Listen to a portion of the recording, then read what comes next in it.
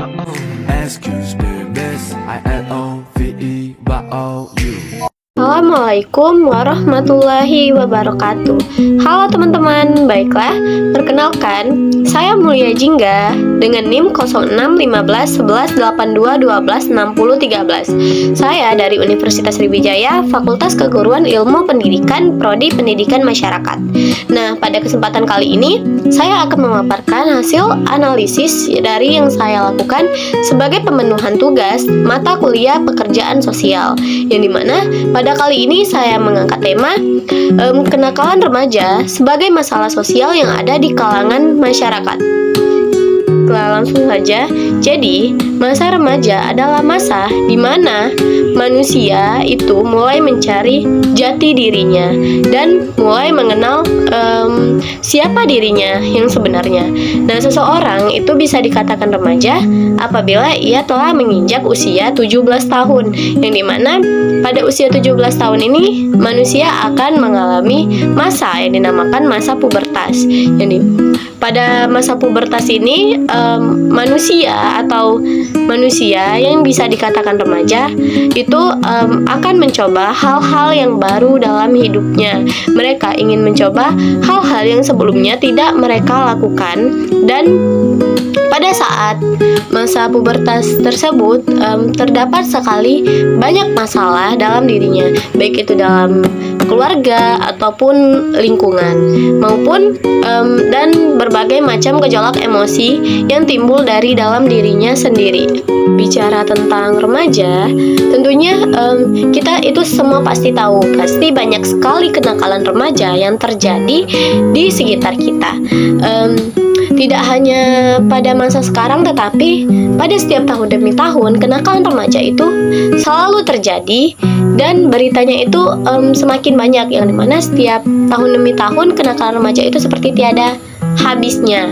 Nah, oleh karena itu berikut akan saya tampilkan beberapa contoh kasus-kasus kenakalan remaja yang terjadi di Indonesia pada tahun 2022.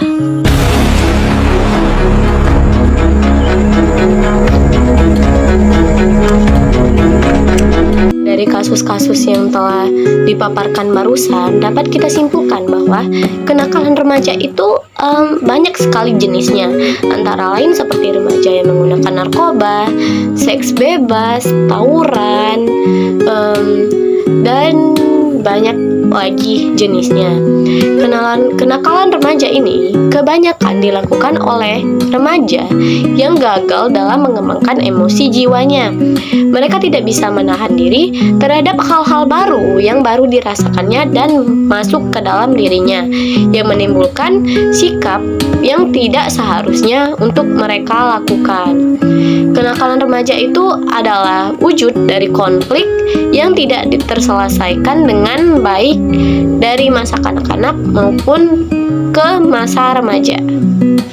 Teman-teman, di sini sebagai pemenuhan tugas dari mata kuliah pekerjaan sosial, saya mengambil peran sebagai konselor dalam menangani masalah sosial kenakalan remaja yang ada di kalangan masyarakat.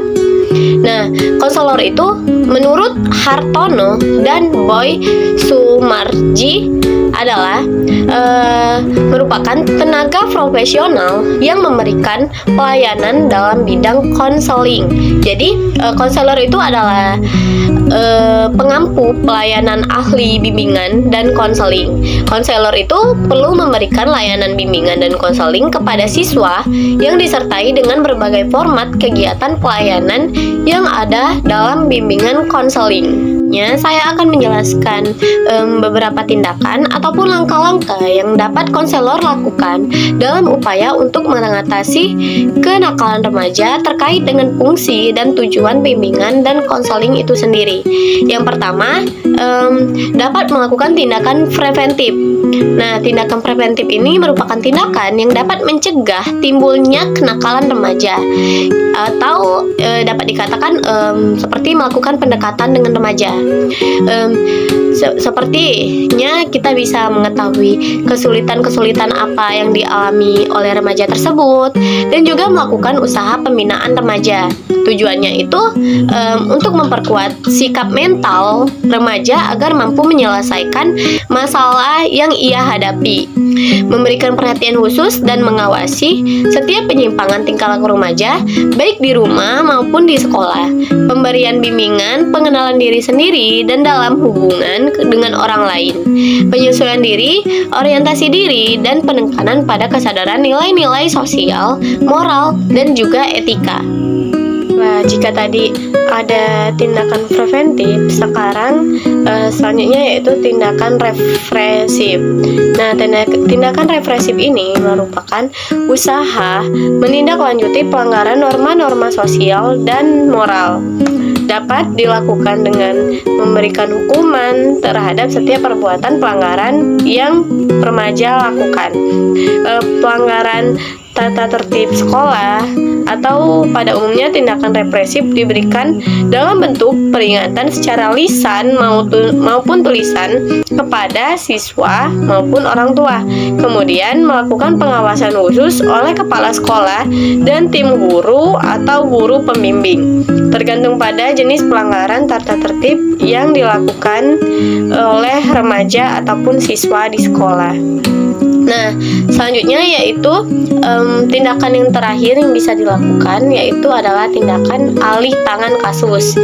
Tindakan alih tangan kasus ini merupakan tindakan atau kegiatan untuk memperoleh penanganan yang lebih tepat dan tuntas atas permasalahan yang dialami oleh siswa ataupun remaja yang melewati fase kenakalan remaja. Nah, caranya dengan memindahkan penanganan kasus ke pihak lain yang lebih kompeten, seperti kepada dokter, psikiater, psikolog, atau ahli-ahli yang lainnya. Tujuannya itu agar siswa dapat memperoleh penanganan yang lebih tepat dan tuntas. Nah, teman-teman, berdasarkan paparan yang telah dijelaskan barusan, dapat kita simpulkan bahwa kenakalan yang terjadi pada diri remaja itu sangat perlu mendapat perhatian khusus. Untuk mengatasinya, tentu memerlukan pendekatan atau strategi khusus pula, sehingga mampu mengembalikan kepercayaan diri pada remaja, juga mampu mengembangkan potensinya ke arah yang lebih positif dan menyesuaikan diri dengan lajunya arus globalisasi yang terjadi pada saat ini. Baiklah teman-teman, mungkin hanya itu saja yang dapat saya sampaikan. Jika ada salah kata atau kekurangannya, saya mohon maaf karena di sini saya juga masih belajar. Kepada Allah saya mohon ampun. Nun wal qalami wa ma yasurun. Wassalamualaikum warahmatullahi wabarakatuh.